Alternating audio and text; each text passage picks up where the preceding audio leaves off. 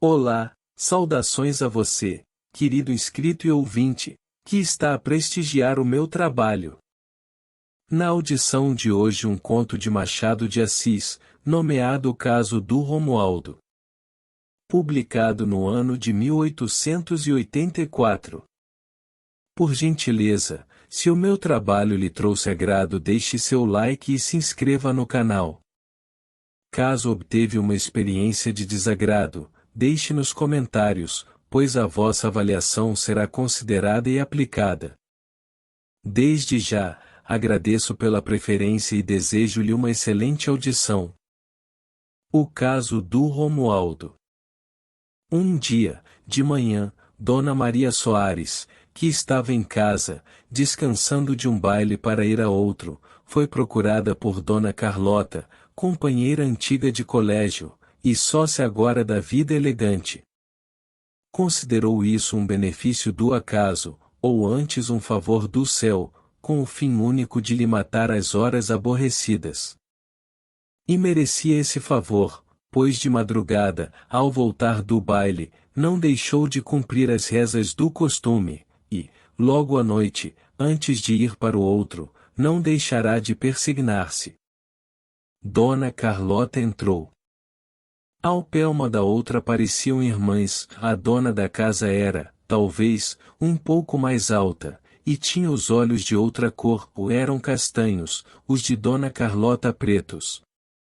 Outra diferença, esta era casada, Dona Maria Soares, viúva, ambas possuíam alguma coisa, e não chegavam a 30 anos, parece que a viúva contava apenas 29, posto confessasse 27, e a casada andava nos 28. Agora, como é que uma viúva de tal idade, bonita e abastada, não contraía segundas núpcias é o que toda a gente ignorou sempre. Não se pode supor que fosse fidelidade ao morto, pois é sabido que ela não o amava muito nem pouco, foi um casamento de arranjo. Talvez não se pode crer que lhe faltassem pretendentes, tinha-os às dúzias. Você chegou muito a propósito, disse a viúva Carlota, vamos falar de ontem. Mas que é isso?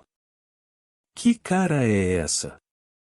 Na verdade, a cara de Carlota trazia impressa uma tempestade interior, os olhos faiscavam, e as narinas moviam-se deixando passar uma respiração violenta e colérica.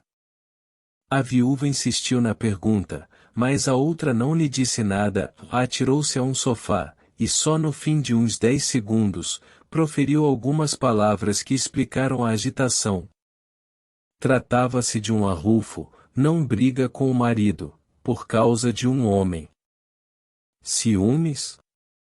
Não, nada de ciúmes. Era um homem, com que ela antipatizava profundamente, e que ele queria fazer amigo da casa. Nada menos, nada mais, e antes assim. Mas por que é que ele queria relacioná-lo com a mulher? Custa dizê-lo, ambição política. Vieira quer ser deputado por um distrito do Ceará, e Romualdo tem ali influência, e trata de fazer vingar a candidatura do amigo. Então este, não só quer metê-lo em casa, se já ali o levou 2 vezes, como tem o plano de lhe dar um jantar solene, em despedida, porque o Romualdo embarca para o norte dentro de uma semana. Aí está todo o motivo do dissentimento. Mas, Carlota, dizia ele à mulher, repara que é a minha carreira.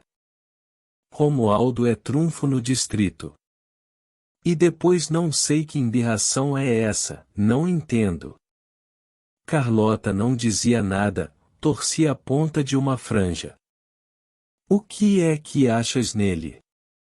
Acho antipático, aborrecido. Nunca trocaram mais de 8 palavras. Se tanto, e já o achas aborrecido. Tanto pior. Se ele é aborrecido calado, imagina o que será falando. E depois? Bem, mas não pode sacrificar-me alguma coisa? Que diabo é 1 ou 2 horas de constrangimento, em benefício meu? E mesmo teu, porque, eu na Câmara, tu ficas sendo mulher de deputado, e pode ser, e quem sabe? Pode ser até que de ministro, um dia. Desta massa é que eles se fazem. Vieira gastou uns 10 minutos em sacudir diante da mulher as pompas de um grande cargo, uma pasta, ordenanças, fardão ministerial, correios do paço, e as audiências, e os pretendentes, e as cerimônias. Carlota não se abalava. Afinal, exasperada, fez ao marido uma revelação. Ouviu bem. O tal seu amigo persegue-me com os olhos de mosca morta, e das 8 palavras que me disse, 3, pelo menos, foram atrevidas. Vieira ficou alguns instantes sem dizer nada, depois começou a mexer com a corrente do relógio, afinal acendeu um charuto. Estes 3 gestos correspondiam a 3 momentos do espírito. O primeiro foi de pasmo e raiva. Vieira amava a mulher, e, por outro lado, cria que os intuitos do Romualdo eram puramente políticos. A descoberta de que a proteção da candidatura tinha uma paga, e paga adiantada, foi para ele um assombro. Veio depois o segundo momento, que foi o da ambição, a cadeira na Câmara, a reputação parlamentar, a influência, um ministério. Tudo isso atenuou a primeira impressão. Então ele perguntou a si mesmo, se, estando certo da mulher, não era já uma grande habilidade política explorar o favor do amigo, e deixá-lo ir-se de cabeça baixa. Em rigor, a pretensão do Romualdo não seria única, Carlota teria outros namorados em peto. Não se havia de brigar com o mundo inteiro. Aqui entrou o terceiro momento, o da resolução. Vieira determinou-se a aproveitar o favor político do outro, e assim o declarou à mulher, mas começou por dissuadi-la. Pode ser que você se engane. As moças bonitas estão expostas a serem olhadas muita vez por admiração, e se cuidarem que já isso é amor, então nem podem mais aparecer. Carlota sorriu com desdém. As palavras? Disse o marido. Não podiam ser palavras de cumprimento? Podiam, de certo. E, depois de um instante, como lhe visse persistir o ar desdenhoso. Juro que se tivesse a certeza do que me dizes, castigava-o. Mas, por outro lado, é justamente a vingança melhor, ou faço-o trabalhar, e justamente. Querem saber uma coisa? A vida é uma combinação de interesses. O que eu quero é fazer-te ministra de Estado, e... Carlota deixou-o falar, à toa. Como ele insistisse, ela prorrompeu e disse-lhe coisas duras. Estava sinceramente irritada. Gostava muito do marido, não era loureira, e nada podia agravá-la mais do que o acordo que o marido procurava entre a conveniência política e os sentimentos dela. Ele, afinal, saiu zangado, ela vestiu-se e foi para a casa da amiga. Hão de perguntar-me como se explica que, tendo mediado algumas horas, entre a briga e a chegada à casa da amiga, Carlota ainda estava no grau agudo da exasperação. Respondo que em alguma coisa há de uma moça ser faceira, e pode ser que a nossa Carlota gostasse de ostentar os seus sentimentos de amor ao marido e de honra conjugal, como outras mostram de preferência os olhos e o método de mexer com eles. Digo que pode ser, não afianço nada. Ouvida a história, Dona Maria Soares concordou em parte com a amiga, em parte com o marido, posto que, realmente, só concordasse consigo mesma, e acreditasse piamente que o maior desastre que podia suceder a uma criatura humana, depois de uma noite de baile, era entrar-lhe em casa uma questão daquelas. Carlota tratou de provar que tinha razão em tudo, e não parcialmente, e a viúva, diante da ameaça de maior desastre, foi admitindo que sim, que afinal quem tinha toda a razão era ela, mas que o melhor de tudo era deixar andar o marido. É o melhor, Carlota, você não está certa de si? Pois então deixe-o andar. Vamos nós à Rua do Ouvidor? Ou vamos mais perto, um passeiozinho? Era um meio de acabar com o assunto. Carlota aceitou, Dona Maria foi vestir-se, e daí a pouco saíram ambas. Vieram à Rua do Ouvidor, onde não foi difícil esquecer o assunto, e tudo acabou ou ficou adiado.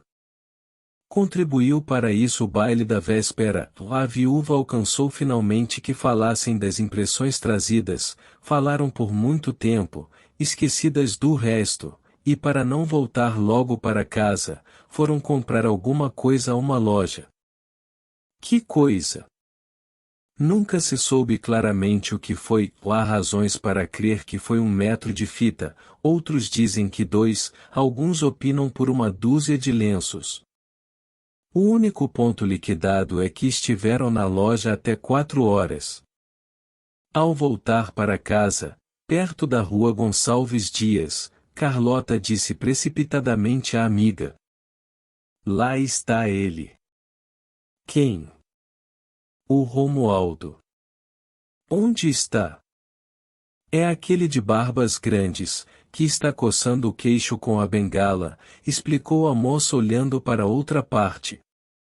Dona Maria Soares relanceou os olhos pelo grupo, disfarçadamente, e viu o Romualdo.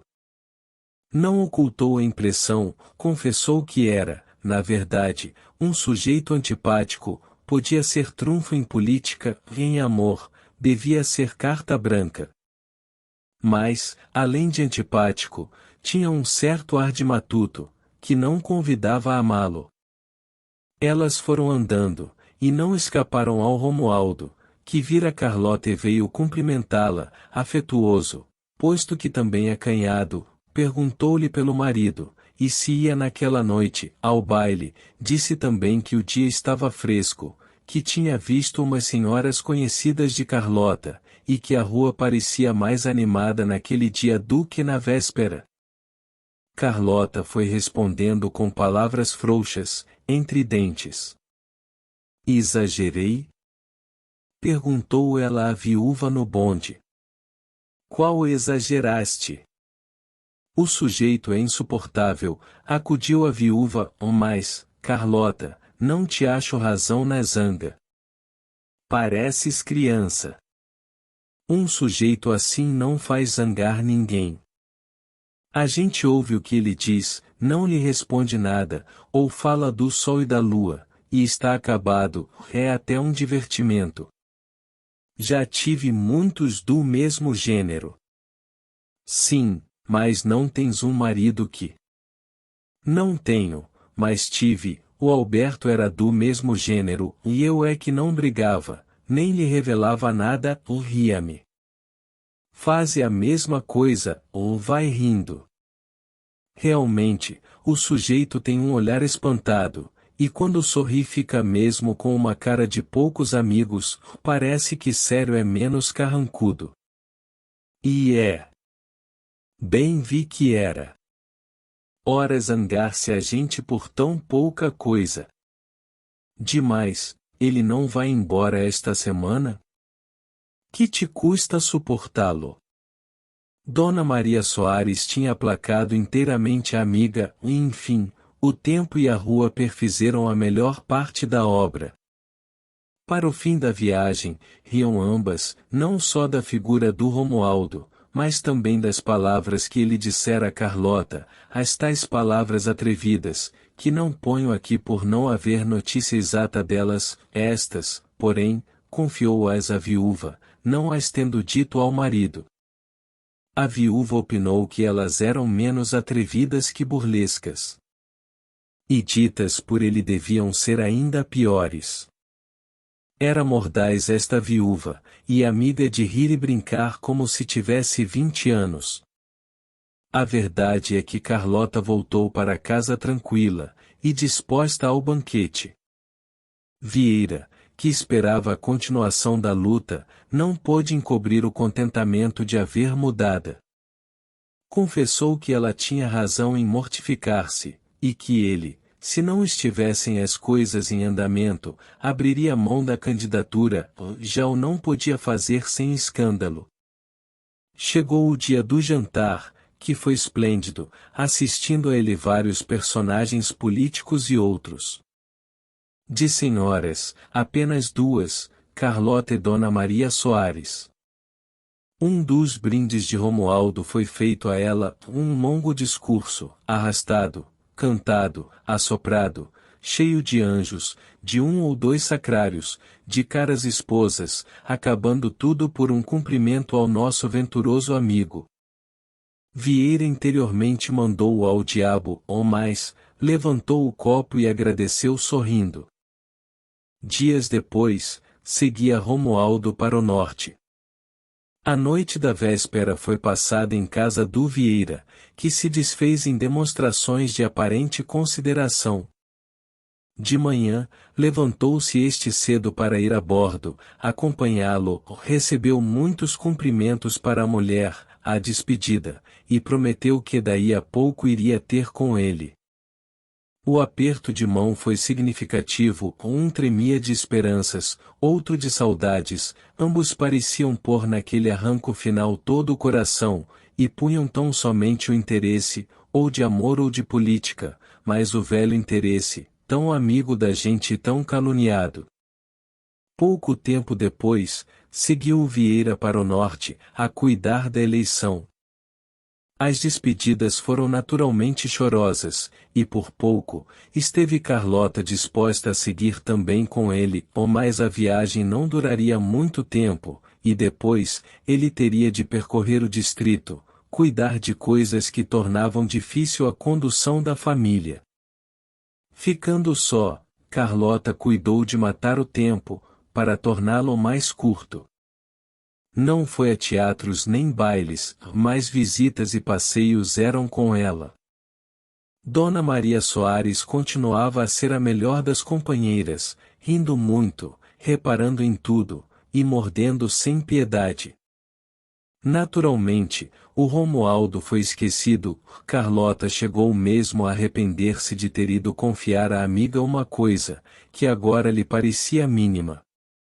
Demais, a ideia de ver o marido deputado, e provavelmente ministro, começava a dominá-la, e a quem o deveria, senão ao Romualdo? Tanto bastava para não torná-lo odioso nem ridículo. A segunda carta do marido confirmou-a nesse sentimento de indulgência, e dizia que a candidatura tinha esbarrado num grande obstáculo, que o Romualdo destruíra, graças a um imenso esforço, em que até perdeu um amigo de 20 anos. Tudo caminhou assim, enquanto Carlota, aqui na corte, ia matando o tempo, segundo ficou dito. Já disse também que Dona Maria Soares ajudava-a nessa empresa. Resta dizer, que não sempre, mas às vezes, tinham ambas um parceiro, que era o Dr. Andrade, companheiro de escritório do Vieira, e encarregado de todos os seus negócios, durante a ausência. Este era um advogado recente, 25 anos, não deselegante, nem feio. Tinha talento, era ativo, instruído, e não pouco sagaz, em negócios do foro, para o resto das coisas, conservava a ingenuidade primitiva. Corria que ele gostava de Carlota, e mal se compreende um tal boato, pois a ninguém confiou nada, nem mesmo a ela, por palavras ou obras. Pouco ia lá, e quando ia procedia de modo que não desse aso a nenhuma suspeita. É certo, porém, que ele gostava dela, e muito, e se nunca lhe o declarou, menos o faria agora. Evitava até ir lá, mas Carlota convidou algumas vezes a jantar, com outras pessoas. O Dona Maria Soares, que o viu ali, também o convidou, e foi assim que ele achou-se mais vezes do que pretendia em contato com a senhora do outro. Dona Maria Soares desconfiou previamente do amor do Andrade. Era um dos seus princípios desconfiar dos corações de 25 a 34 anos. Antes de ver nada, suspeitou que o Andrade amava a amiga, e só tratou de ver se a amiga lhe correspondia. Não viu nada, mas concluiu alguma coisa. Então considerou que esse coração abandonado, tiritando de frio na rua, podia ela recebê-lo, agasalhá-lo, dar-lhe o principal lugar, numa palavra, casar com ele. Pensou nisto um dia, ou no dia seguinte, acordou apaixonada. Já, e explica-se. Dona Maria Soares gostava da vida brilhante, ruidosa, dispendiosa, e o Andrade, além das outras qualidades, não viera a este mundo sem uma avó, nem esta avó se deixará viver até aos 74 anos, na fazenda sem uns 800 contos. Constava estar na dependura, e foi a própria Carlota que lhe disse a ela. Parece que até já está pateta. 800 contos? Repetiu Dona Maria Soares. 800 é uma boa fortuna. Dona Maria Soares olhou para um dos quadros que Carlota tinha na saleta, uma paisagem da Suíça. Bela terra é a Suíça, disse ela. Carlota admitiu que o fosse, mas confessou que preferia viver em Paris, na grande cidade de Paris. Dona Maria Soares suspirou, e olhou para o espelho. O espelho respondeu-lhe sem cumprimento: pode tentar a empresa, ainda está muito bonita. Assim se explica o primeiro convite de Dona Maria Soares ao Andrade, para ir jantar à casa dela, com a amiga, e outras pessoas. Andrade foi, jantou, conversou, tocou piano, pois também sabia tocar piano, e recebeu da viúva os mais ardentes encomios. Realmente, nunca tinha visto tocar assim, não conhecia amador que pudesse competir com ele. Andrade gostou de ouvir isto, principalmente porque era dito ao pé de Carlota. Para provar que a viúva não elogiava um ingrato, voltou ao piano, e deu sonatas, barcarolas, reveries, Mozart, Schubert, nomes novos e antigos. Dona Maria Soares estava encantada. Carlota percebeu que ela começava a cortejá-lo, e sentiu não ter intimidade com ele, que lhe permitisse dizer-lhe por brinco, era um modo de os casar mais depressa, e Carlota estimaria ver a amiga em segundas núpcias, com 800 contos à porta. Em compensação disse-o à amiga, que pela regra eterna das coisas negou-o a pés juntos. Pode negar, mas eu bem vejo que você anda ferida, insistiu Carlota. Então é ferida que não dói, porque eu não sinto nada, replicou a viúva. Em casa, porém, advertiu que Carlota lhe falará com tal ingenuidade e interesse, que era melhor dizer tudo, e utilizá-la na conquista do advogado. Na primeira ocasião, negou sorrindo e vexada, o depois, abriu o coração, previamente aparelhado para recebê-lo, cheio de amor por todos os cantos. Carlota viu tudo, andou por ele, e saiu convencida de que, apesar da diferença de idade, nem ele podia ter melhor esposa, nem ela melhor marido. A questão era unir-los, e Carlota dispôs-se à obra. Eram então passados 2 meses depois da saída do Vieira, e chegou uma carta dele com a notícia de estar de cama. A letra pareceu tão trêmula, e a carta era tão curta, que lançou o espírito de Carlota na maior perturbação. No primeiro instante, a sua ideia foi embarcar e ir ter com o marido, mas o advogado e a viúva procuravam aquietá-la, dizendo-lhe que não era caso disso, e que provavelmente já estaria bom, ou em todo caso, era melhor esperar outra carta. Veio outra carta, mas do Romualdo, dizendo que o estado do Vieira era grave. Não desesperado, os médicos aconselhavam que tornasse para o Rio de Janeiro, eles viriam na primeira ocasião. Carlota ficou desesperada. Começou por não crer na carta. Meu marido morreu, soluçava ela, estão me enganando. Entretanto, veio terceira carta do Romualdo, mais esperançada. O doente já podia embarcar, e viria no vapor que dali sairia 2 dias depois, ele o acompanharia com todas as cautelas, e a mulher podia não ter cuidado nenhum. A carta era simples, verdadeira, dedicada e pôs um calmante no espírito da moça. Com efeito, Romualdo embarcou, acompanhando o doente, que passou bem o primeiro dia de mar. No segundo piorou, e o estado agravou-se de modo que, ao chegar à Bahia, pensou Romualdo que era melhor desembarcar, mas o Vieira recusou formalmente uma e muitas vezes, dizendo que se tivesse de morrer, preferia vir morrer ao pé da família. Não houve remédio senão ceder, e por mal dele, expirou 24 horas depois. Poucas horas antes de morrer, o advogado sentiu que era chegado o termo fatal, e fez algumas recomendações ao Romualdo, relativamente a negócios de família e do foro. Umas deviam ser transmitidas à mulher, outras ao Andrade, companheiro de escritório, outras a parentes. Só uma importa ao nosso caso.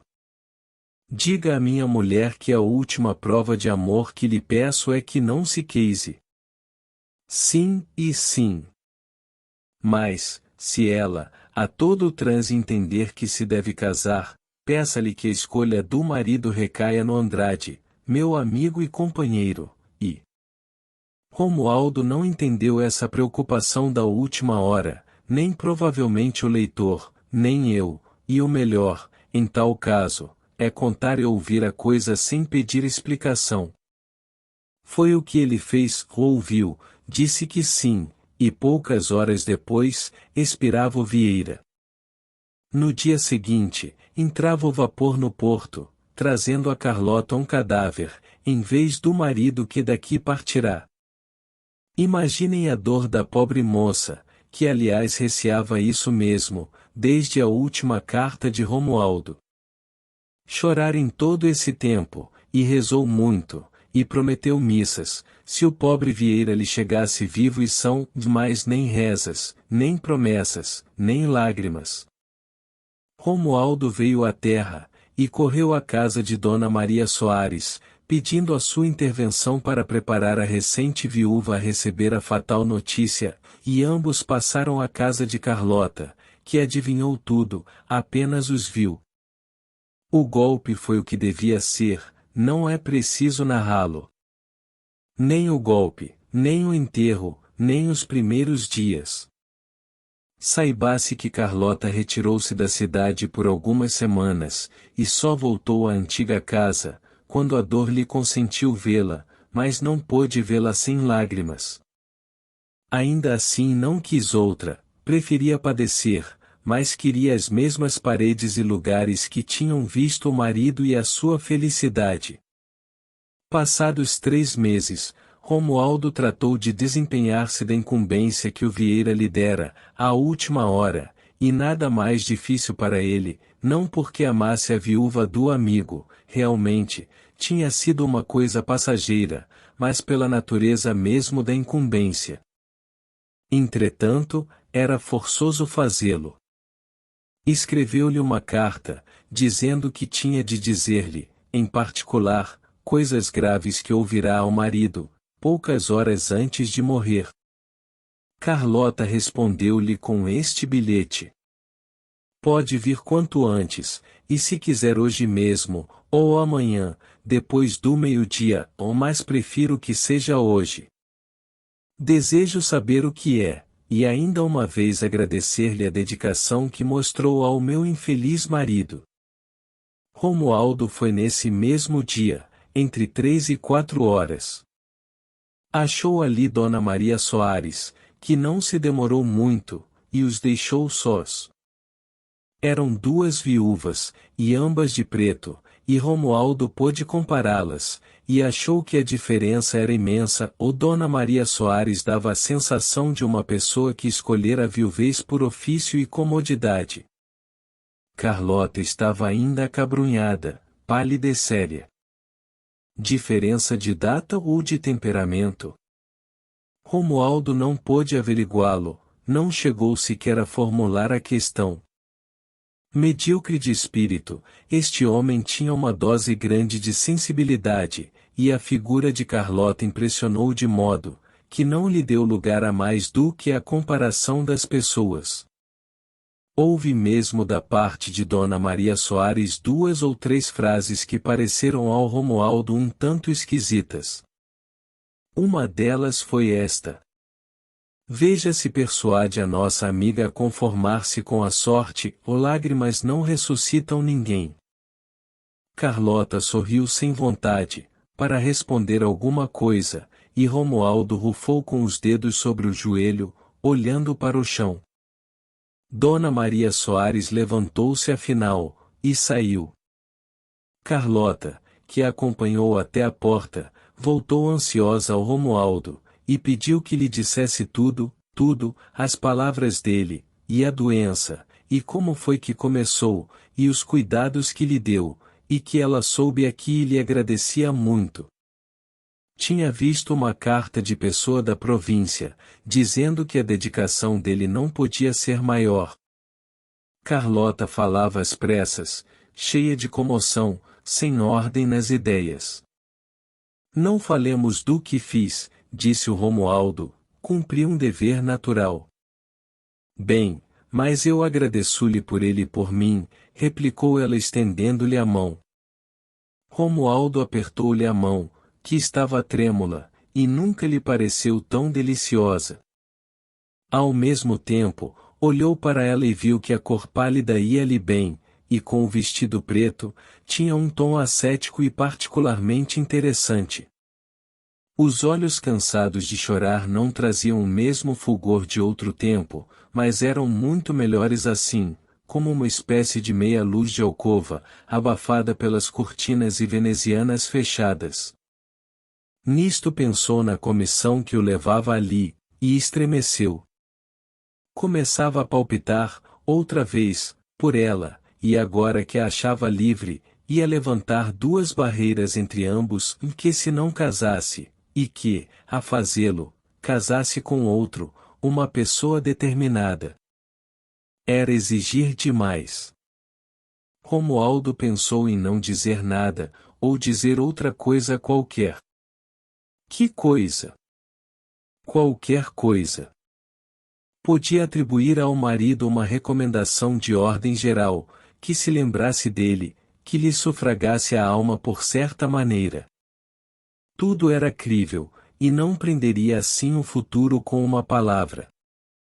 Carlota, sentada defronte, esperava que ele falasse, chegou a repetir o pedido. Romualdo sentiu um repelão da consciência. No momento de formular a recomendação falsa, recuou, teve vergonha, e dispôs-se à verdade. Ninguém sabia o que se passará entre ele e o finado, senão a consciência dele, mas a consciência bastava, e ele obedeceu. Paciência. Era esquecer o passado, e adeus. Seu marido, começou, no mesmo dia em que morreu, disse-me que tinha um grande favor que pedir-me, e fez-me prometer que cumpriria tudo. Respondi-lhe que sim. Então, disse-me ele que era um grande benefício que a senhora lhe fazia, se conservasse viúva, e que lhe pedisse isto, como um desejo da hora da morte. Entretanto, dado que não pudesse fazê-lo. Carlota interrompeu-o com o gesto, e não queria ouvir nada, era penoso. Mas o Romualdo insistiu, tinha de cumprir. Foram interrompidos por um criado. O doutor Andrade acabava de chegar, trazendo à viúva uma comunicação urgente. Andrade entrou, e pediu a Carlota para lhe falar em particular. Não é preciso, retorquiu a moça, este senhor é nosso amigo, pode ouvir tudo. Andrade obedeceu e disse ao que vinha, e este incidente é sem valor para o nosso caso. Depois, conversaram os três durante alguns minutos. Romualdo olhava para o Andrade com inveja, e tornou a perguntar a si mesmo se lhe convinha dizer alguma coisa. A ideia de dizer outra coisa qualquer começou a turvar-lhe novamente o espírito. Ao ver o jovem advogado tão gracioso, tão atraente, Romualdo concluiu, e não concluiu mal, que o pedido do morto era um incitamento, e se Carlota nunca pensar em casar, era ocasião de fazê-lo. O pedido chegou a parecer-lhe tão absurdo, que a ideia de alguma desconfiança do marido veio naturalmente, e atribuiu-lhe assim a intenção de punir moralmente a mulher. Em conclusão, por outro lado, não menos absurda, à vista do amor que ele testemunhara no casal. Carlota, na conversação, manifestou o desejo de retirar-se para a fazenda de uma tia, logo que acabasse o inventário, ou mais, se demorasse muito tempo iria em breve. Farei o que puder para ir depressa, disse o Andrade. Daí a pouco saiu este, e Carlota, que o acompanhará até a porta, voltou ao Romualdo, para dizer-lhe: Não quero saber o que foi que meu marido lhe confiou. Ele pede-me o que por mim mesmo faria, e ficarei viúva. Romualdo podia não ir adiante, e desejou isso mesmo. Estava certo da sinceridade da viúva, e da resolução anunciada, mas o diabo do Andrade com os seus modos finos e olhos cálidos fazia-lhe travessuras no cérebro.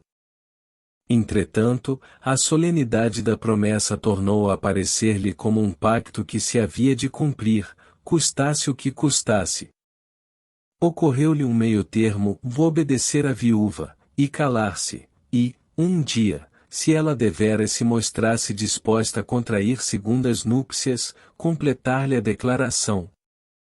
Mas não tardou em ver que isto era uma infidelidade disfarçada, e em primeiro lugar, ele poderia morrer antes, ou estar fora, em serviço ou doente, e em segundo lugar, poderia ser que lhe falasse, quando ela estivesse apaixonada por outro. Resolveu dizer tudo. Como ia dizendo, continuava ele, seu marido. Não diga mais nada, interrompeu Carlota, para quê? Será inútil, mas devo cumprir o que prometia ao meu pobre amigo. A senhora pode dispensá-lo, eu é que não. Pede-lhe que se conserve viúva, ou mais que, no caso de não lhe ser possível, pedir-lhe-ia bem que a sua escolha recaísse no Doutor Andrade. Carlota não pôde ocultar o espanto, e não teve só um, mas dois, um atrás do outro. Quando Romualdo concluía o pedido, antes de dizer o nome do Andrade, Carlota imaginou que ia citar o dele mesmo, e, rápido, tanto lhe pareceu um desejo do marido como uma astúcia do portador, que a cortejara antes. Esta segunda suspeita entornou-lhe na alma um grande desgosto e desprezo. Tudo isso passou como um relâmpago, e quando chegou ao fim, ao nome do Andrade, mudou de espanto, e não foi menor. Esteve calada alguns segundos, olhando à toa, ou depois, repetiu o que já dissera. Não pretendo casar. Tanto melhor, disse ele, para os desejos últimos de seu marido. Não lhe nego que o pedido me pareceu exceder do direito de um moribundo, mas não me cabe discuti-lo, é questão entre a senhora e a sua consciência. Romualdo levantou-se. Já? Disse ela. Já. Jante comigo. Peço-lhe que não, ouvirei outro dia, disse ele estendendo-lhe a mão. Carlota estendeu-lhe a mão. Pode ser que se ela estivesse com o espírito quieto, percebesse nos modos do Romualdo alguma coisa que não era a audácia de outrora.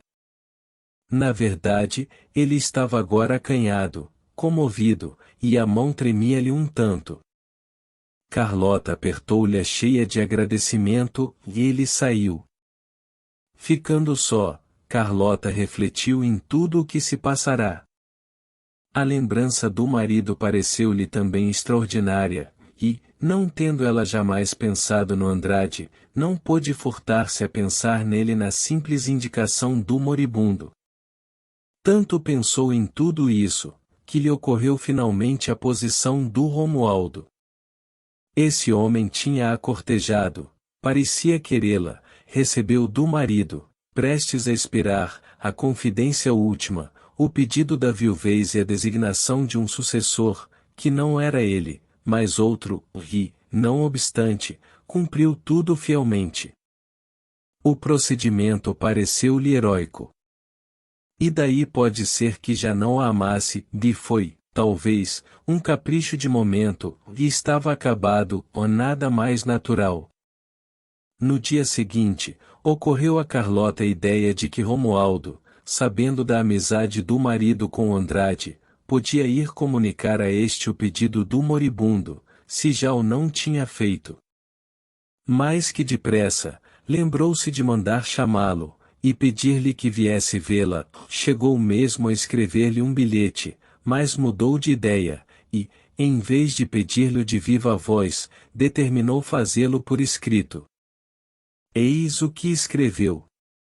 Estou certa de que as últimas palavras de meu marido foram apenas repetidas a mim e a ninguém mais, e entretanto, como a outra pessoa, que poderia ter interesse em saber. Chegando a este ponto da carta, releu-a, e rasgou-a, parecia-lhe que a frase tinha um tom misterioso, inconveniente na situação. Começou outra, e não lhe agradou também, e ia escrever terceira, quando vieram anunciar-lhe a presença do Romualdo, correu à sala.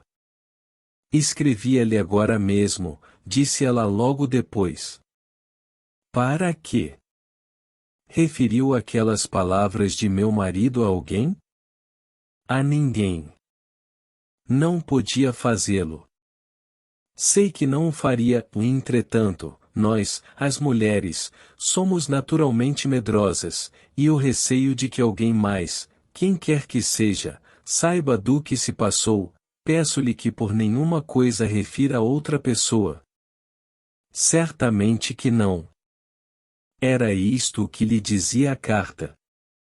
Romualdo vinha despedir-se, seguia daí 3 dias para o norte. Pedia-lhe desculpa de não ter aceitado o convite de jantar, mas na volta. Volta? Interrompeu ela. Conto voltar. Quando? Daqui a 2 meses ou 2 anos. Cortemos ao meio, ou seja daqui a 4 meses. Depende. Mas, então, sem jantar comigo uma vez? Hoje, por exemplo. Hoje estou comprometido. E amanhã? Amanhã vou a Juiz de Fora. Carlota fez um gesto de resignação, ou depois perguntou-lhe se na volta do norte. Na volta. Daqui a 4 meses. Não posso afirmar nada. Romualdo saiu, Carlota ficou pensativa algum tempo. Singular homem. Pensou ela. Achei-lhe a mão fria e, entretanto. Depressa passou a Carlota a impressão que lhe deixará o Romualdo. Este seguiu, e ela retirou-se à fazenda da tia, enquanto o doutor Andrade continuou o inventário. 4 meses depois, voltou Carlota a esta corte, mais curada das saudades, e em todo caso cheia de resignação. A amiga encarregou-se de acabar a cura, e não lhe foi difícil. Carlota não esquecera o marido, ele estava presente ao coração, mas o coração também cansa de chorar. Andrade, que a frequentava, não pensara em substituir o finado marido, ao contrário, parece que principalmente gostava da outra. Pode ser também que fosse mais cortesão com ela, por ela ser menos recente viúva. O que toda a gente cria é que dali, qualquer que fosse a escolhida, tinha de nascer um casamento com ele. Não tardou que as pretensões de Andrade se inclinassem puramente à outra. Tanto melhor o pensou Carlota, logo que o percebeu. A ideia de Carlota é que, sendo assim, não ficava ela obrigada a desposá-lo, mas esta ideia não a formulou inteiramente, era confessar que estaria inclinada a casar. Passaram-se ainda algumas semanas, 8 ou 10, até que um dia anunciaram os jornais a chegada de Romualdo. Ela mandou-lhe um cartão de cumprimento, e ele deu-se pressa em pagar-lhe a visita. Acharam-se mudados, ela pareceu-lhe menos pálida, um pouco mais tranquila, para não dizer alegre, ele menos áspero no aspecto, e até mais gracioso. Carlota convidou-o a jantar com ela daí a dias. A amiga estava presente. Romualdo foi circunspecto com ambas, e, posto que trivial, conseguia pôr nas palavras uma nota de interesse. O que, porém, realçava a pessoa dele era, em relação a uma, a transmissão do recado do marido, e a respeito da outra a paixão que sentirá pela primeira, e a possibilidade de vir a desposá-la. A verdade é que ele passou uma noite excelente, e saiu de lá encantado. A segunda convidou-o também para jantar daí a dias, e os três reuniram-se outra vez. Ele ainda gosta de ti? Perguntava uma. Não, acabou. Não acabou. Por que não? Há tanto tempo. Que importa o tempo? E teimava que o tempo era coisa importante, mas também não valia nada, principalmente em certos casos. Romualdo parecia pertencer à família dos apaixonados sérios. Enquanto dizia isso, olhava para ela a ver se lhe descobria alguma coisa, mas era difícil ou impossível. Carlota levantava os ombros. Andrade supôs também alguma coisa, por insinuação da outra viúva, e tratou de ver se descobria a verdade ou não descobriu coisa nenhuma. O amor de Andrade ia crescendo. Não tardou que o ciúme viesse fazer-lhe cortejo. Pareceu-lhe que a amada viu Romualdo com olhos singulares, e a verdade é que estava muita vez com ele. Para quem se lembra das primeiras impressões das duas viúvas, há de ser difícil ver na observação do nosso Andrade, mas eu sou historiador fiel, e a verdade antes de tudo. A verdade é que ambas as viúvas começavam a cercá-lo de especiais atenções. Romualdo não o percebeu logo, porque era modesto, apesar de audaz, às vezes, e da parte de Carlota não chegou mesmo a perceber nada, a outra, porém, ouve-se de maneira que não tardou em descobrir-se. Era certo que o cortejava.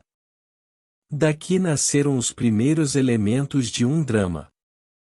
Romualdo não acudiu ao chamado da bela dama, e esse procedimento não fez mais do que irritá-la e dar-lhe o gosto de teimar e vencer.